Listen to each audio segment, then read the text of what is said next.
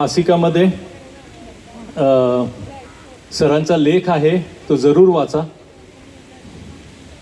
या पुढे.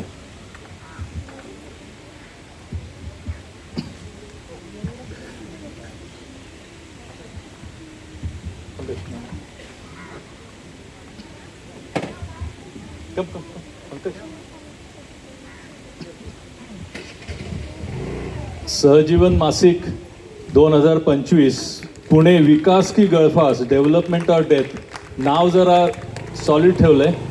त्याचं मुख्य कारण म्हणजे आपण सगळे प्रामाणिकपणे वाचावं ही अपेक्षा आहे. आणि याच्यामध्ये अतिशय अभ्यासपूर्वक प्राध्यापक रावळ, अमित सिंग अशा लोकांचे लेख आहेत आणि विथ ऑब्जेक्टिव्हिटी म्हणजे स्टॅटिस्टिक्स सकट आणि रेफरन्स सकट दिलेलं आहे. पसंत बसतो सर तुम्हाला.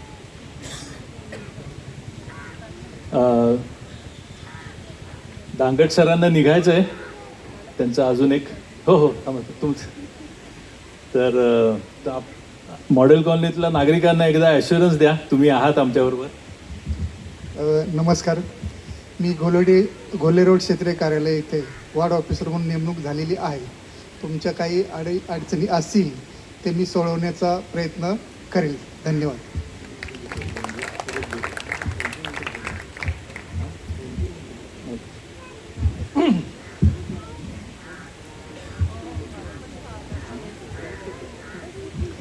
नमस्कार, मी पंकज आनंद, सहजीवनचा मी एडिटर आहे. एक चूक भूल असेल तर पुन्हा शिवाय घालायचे मी सांगतो. तर आज सकाळी टेकडीवर विचार करत होतो की आपले पुण्याचे पूर्वज कोण. तर मी जर म्हटलं की पेशवे आपले पूर्वज आहेत पुण्याचे, तर बरोबर आहे का? मग कोण होते? नाही, पूर्वज माणसं की ज्यांनी इनिशियली पूर्ण डिझाईन केलं. हां, शिवकालीन आहे. तर पहिली सेटलमेंट इथे का झाली बरं? कारण 5 नद्या आहेत, वातावरण छान आहे, हिरवंगार आहे आणि मग पुढच्या 100 वर्षात आणखी पॉप्युलेशन वाढलं, शक्ती वाढली. असं होत होत एक परिस्थिती आली की त्या काळातल्या डिझाईनची कॅपॅसिटी संपली. आणि त्यानंतर जसं रेल्वेमध्ये आपण बसतो ना की अरे जरा तिकडे सरक रे, इकडे सरक रे, आणि मला बसायला जागा दे, असं करत करत लोकसंख्या वाढत गेली आणि ॲम्युनिटीज कमी व्हायला लागल्या, कम्फर्ट कमी व्हायला लागला. सरांनी सांगितल्याप्रमाणे लिव्हेबिलिटी कमी झाली. मला आठवते की मी नव्या पेठेत ना तिथे राहायचो. जेव्हा 1961चा पूर आला तेव्हा आमच्या घरासमोर एक आमराई होती. त्या आमराईमध्ये निसेन हट्स लावल्या गेल्या पूरग्रस्तांसाठी. आणि पुढच्या 10 वर्षात ती आमराई राहिली नाही. तिथे छोटे छोटे सिमेंटचे स्ट्रक्चर बांधले गेले. आता तिथे देखील एकत्रित होऊन रिडेव्हलपमेंट होणार आहे. त्यामुळे जिथे हिरवं होतं तिथे कॉन्क्रीट होणार आहे. मी बऱ्याच गोष्टी रिपीट करत नाही कारण बाकी चर्चेमध्ये देखील येणार आहे. फक्त एवढंच काळजी आहे की मी शाळेतनं येताना इथे मॉडेल कॉलनीच्या दीप बंगल्या चौकातपासून सरळ सायकल मारत गणेश खिंडीत पोचायचो. फक्त पायवाटे होते. काँग्रेसचं गवत होतं पण मोकळं होतं. तर मॉडेल कॉलनीमध्ये जी हिरवळ होती, जो मोकळेपणा होता आणि जो आता चालला आहे, त्याबद्दल आपल्याला काही करता येईल का ॲज मॉडेल कॉलनी? हा मला तुमच्यासाठी एक विचार सोडून होतो मी. थँक्यू. थँक्यू पंकज. वंदनाताई, तुमचा अनुभव तुम्ही आम्हाला सगळ्यांना जागृत केलेला आहे या विषयामध्ये. तिथं माईक आहे, तर आपले ओपनिंग रिमार्क्स आणि एक मार्गदर्शन प्लीज. पहिलं म्हणजे मॉडेल कॉलनी परिसर सुधारणाच्या सर्व मेंबर्सना आणि पदाधिकाऱ्यांना मनापासून शुभेच्छा. आज प्रजासत्ताक दिनाच्या निमित्ताने आपल्याला सगळ्यांना एकत्र आणल्यानंतर अर्थात रोज आपण काही ना काही संकल्प करत असतो, पण आजचा दिवस महत्त्वाचा असतो कारण अशा दिवशी आपण पुन्हा एकदा संकल्प नवीन करत असतो. आणि तो हा दिवस आहे आणि म्हणून I think it's very important that we come together. जो काय सिरियस इश्यू आहे तो प्रोफेसर रावळ साहेबांनी या ठिकाणी आपल्याला सगळ्यांना सांगितला आहे. पण निश्चित आपल्याला सांगायचं आहे की UDCPR is going to be death for the city. आणि तुम्हाला सगळ्यांना कल्पना आहे की पुणे शहराला नेहमी 1 FSI होता आणि आपलं सगळं इन्फ्रास्ट्रक्चर, मग पाणी असेल, ड्रेनेज असेल, रस्ते असतील, that has been designed for 1 FSI, at the most a little more. पण आत्ता जो FSI येणार आहे, काही जणांना कदाचित कल्पना नसेल, तो काही ठिकाणी 5 FSI आहे, काही ठिकाणी 7 FSI आहे आणि काही ठिकाणी 9 FSI. एकच्या ठिकाणी 5, 7 किंवा 9 FSI आला तर can you imagine the number of people who are going to come in the city or the number of buildings that are going to come. आत्ता आपण झाडांकडे बघताना असं वर बघतो, नंतर वरच्या फ्लोअरनी खाली बघावं लागणार आहे. आजच मला कोणतरी सांगत होतं, टेकड्या कुठे राहिल्यात ताई आता पुणे शहरात? टेकड्या आहेत पण त्या दिसत नाहीत, because we have destroyed the skyline of the city. So I think we are in for a huge problem. आणि हे UDCPR जे काय केलेलं आहे, unified DC rules, not only for Pune पण मुंबई वगळून महाराष्ट्रातल्या प्रत्येक शहराला हे रूल्स लागू केलेत. I personally feel that every city has a different DNA. How can somebody sit in Mumbai and dictate how they want Pune? Punekars will decide how they want Pune, not the people sitting there. And this is exactly what has happened. And we as Punekar will have to fight this out. When we fought for the hills, that hills la save करायचं आहे. मला आठवतं आहे की महानगरपालिकेच्या त्या सभागृहात सगळे अपोज करत होते. I was one lone hand which went up की no, we have to save the hills. There were few with me, पण त्यांना असं पण नव्हतं करायचं वोट आणि असं पण करायचं नव्हतं, बिकॉज फॉर व्हेरियस रिझन्स. पण नंतर it's democracy after all. So one vote obviously loses against the others. But it was the Punekars who came on the road. Punekars who gave signatures to the tune of 1 lakh and said, we don't want these hills to be given for constructions. I think that is the strength of Pune. That is the strength of the people. And I think we will have to redo this exercise. Zari, the time is over now because the UDCPR was passed in December 2020. So obviously it's a long time that these rules have been passed. आपल्याला कळलं नाही बरेच जणांना. आत्ता ज्यावेळेला उंच उंच towers दिसायला लागले त्यावेळेला हे कसे बाबा येत आहेत, हाईट रिस्ट्रिक्शन होतं ना पूर्वी, आता कसे येत आहेत, त्यावेळेला कुठंतरी काय होतं आहे, हे कसं होतं आहे, म्हणून आम्ही काही जणांनी लक्ष घातलं.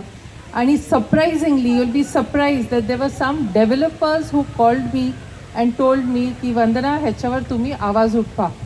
Developers who are going to actually benefit from this came and said this, because after all ते पण हार्टमध्ये पुणेकर्स आहेत, त्यांना पैसे मिळणार आहेत, but they don't want it to happen कारण this is going to ruin the city. आणि म्हणून ज्यावेळेला developers themselves R coming forward and saying, I think this speaks a lot. जरी त्यावेळेला हिल्सच्या वेळेला it was MRTP which had given us 3 months window to sign and object to what's happening under the MRTP Act. आत्ता that time is over, but I think we'll have to decide on a date, maybe 14th of February or something, which is Valentine's Day, saying Pune is my Valentine. असं करून जर आपण रस्त्यावर आलो आणि signatures गोळा केले and just submitted to the CM, I think that will be something that we have to explore. My last point is that आम्ही आपली मीटिंग सारखी वारंवार व्हायच्या, पण नंतर आम्ही जरी थांबलो असं वाटत असेल तरी थांबलो नाही. आम्ही सगळे अभ्यास करतोय, त्याच्यावर रिसर्च करतोय, because when it goes to court, typically the municipal corporation, Mangesh Dighe तुम्ही कान बंद करा, टिपिकली द कॉर्पोरेशन सेज की नाही नाही आहे ना पाणी, मुबलक आहे. कुठे मुबलक पाणी? दे से टँकर्सचं आपलंच पाणी आहे ना. पाणी असेल पण is the network of pipelines आहे? No. And will you dig up the whole city? You cannot. Drainage system, we are not even treating 50% of our sewage and we are just throwing it into the river. Can we allow that to happen? Our roads are already jammed with traffic. We are bumper to bumper. Imagine with, Rawal Sahib म्हणाले double population. आम्ही calculate केलं होतं Rawalsaheb with 4 FSI double होणार होतं. So with 5, 7 and 9 I don't know how many times we are going to go. So can you imagine those number of cars coming. आणि अर्थात आत्ताच आपल्याला माहिती आहे की आयडिलिंगमध्ये कार्बन डायऑक्साईड एमिशन्स जास्त होतात, पोल्युशन जास्त होतं. Delhi is one of the most polluted cities असं आपण म्हणतो, but at some days of the year Pune is worse than Delhi. So पुण्याला गॅस चेंबर व्हायला ऑलरेडी झालेला आहे, वेळ लागणार नाही आहे. And out of the 50 most polluted cities in the world, when I spoke in the parliament some 2 years back, there were 20 plus cities. Now Google it and you'll find there are 40 plus cities. Out of the 50 in the world, 40 are from India. Do we want to see Pune like that? Then त्याचा impact is not just showing the reading, it's basically your health. Respiratory diseases, आपल्या मुलांना आज asthma होतोय. पूर्वी थोडंसं वय वाढल्यावर asthma व्हायचा, आज लहान मुलं बाहेर पडू शकत नाहीत. हा प्रॉब्लेम आहे. लंग कॅन्सरचे प्रमाण वाढलेले आहेत. आज any doctor they'll tell you fibroids in the lungs प्रकार वाढलेला आहे. So all these things are just going to show की our cities are not going to be livable anymore, and if they are not going to be livable, I think it's your and my responsibility that we give a better future to our next generation, and we cannot sit quiet. That's my take on that. And therefore you are all very vigilant citizens, otherwise you won't be here on 26th evening when Shamlatai Moiteji makes an appeal to you all ki let's collect signatures. Please go out of your way and collect as many signatures as possible. Not that the doors of or the ears of some of the people sitting there will open, but this is just an attempt. Even after filing a petition, when we go to the High Court, we are not sure whether we'll get justice. But शेवटी आपला conscious सांगायला पाहिजे की we have tried and not just be silent spectators. So anybody from here who is an expert in urban issues, architects, please come forward and help us in compiling data, because that's something that we are falling short of on some issues. We have studied several reports. We have culled out data from these reports itself, which goes to see that Pune cannot give any more water to any more population. We are already full. Our capacity is full. Every city has a carrying capacity. We cannot have any more people coming in. So we have to wake up and do something in that direction. So thank you very much for organizing this talk. तर मला 6ला PIC ला जायचं आहे. So I'll sit for another 8 minutes and hear them. श्यामलाताई, आपल्याला काय नाही, वंदनाताई तुम्ही call द्या. आणि हे कुठल्याही राजकीय पक्ष आणि कुठल्याही विचारधारेच्या पलीकडचं आहे. हा आपल्या जीवन मरणाचा प्रश्न आहे. आणि आपण गेले 50-60 वर्ष मॉडेल कॉलनी एवढी हरित ठेवली आहे. आपण वी हॅव इनहेरिटेड दॅट. जेवढं होईल तेवढं आपण टिकवायचं आहे, एवढंच. आणि आमचं काम आहे अवेअरनेस क्रिएट करणं, बाकी आपल्यावर सोडणार. मी बरं झालं तुम्ही म्हणाल राजकीय पक्षाचं नाही, कारण I forget that I also belong to a राजकीय पक्ष. It's not I have not even gone to the extent to see की कोणाच्या काळात झालं, कोण CM होतं त्यावेळेला. I don't even want to know. आमचे लोक होते तरी wrong is wrong. So we have to fight it out as citizens of Pune. Thank you Vandanatai. तुम्ही जो विषय मांडला होता, पाणवठ्याच्या जागा पुणे शहराला किती, आणि गेल्या पहिलं सुरुवातीलाच मोहिते सर म्हणाले की किंवा पंकज मला वाटतं म्हणाले की हे शहर वसलं कसं, कोणी बसवलं, काय म्हणून पाहिलं. तर मला काहीतरी मनात सकाळी असं आलं होतं की पाणवठ्याच्या जागा हे पुणे शहराचं खरं तर वैभव आहे, जे आपण सगळे विसरलो आहे. शिवाजीकालीन दगडी विहिरी अनेक ठिकाणी बांधकाम केलेल्या आहेत आणि त्या आता आपण पूर्ण आपल्या सोयीसाठी म्हणून त्या बुजवल्या. नदीकडच्या 11 घाटांना तर आपल्याला विस्मृतीत गेलो आहे, आणि हे 2-3 घाट नवीन सरकारने बांधायचे ठरवले, त्याचे दुष्परिणाम हे सगळा विषय आपल्यापुढे मांडला गेला आहे. सगळ्यात महत्त्वाचं असं की नियोजन करताना लक्षात असं आलं की 11 जे घाट आहेत हे गेल्या 400 वर्षातले वेगवेगळ्या सरदारांनी पुणे शहराला बांधून दिलेले, आणि नुसते बांधून नाही दिले तर ते वापरायचे त्याच्या शिस्तसुद्धा त्या घाटाच्या बाजूला गेलं की कळायला लागतं. 2022मध्ये आम्ही हा विषय घेतला आणि 11 घाटावरचे कोण वंशज पुण्यात आहेत ते आम्ही शोधून काढले, त्यांना अपील केलं. हेरिटेज डिपार्टमेंटने मला अर्थातच पुणे महानगरपालिकेच्या मदत केली आणि त्यामुळे असं लक्षात आलं की 800 घोरपडे घाटावर एका दिवशी आले. मलाही माहीत नव्हतं की पुण्यात एवढे घोरपडे राहत असतील आणि मग त्यांनी प्रत्येकाने सांगितलं की कसं माझं नातं आहे.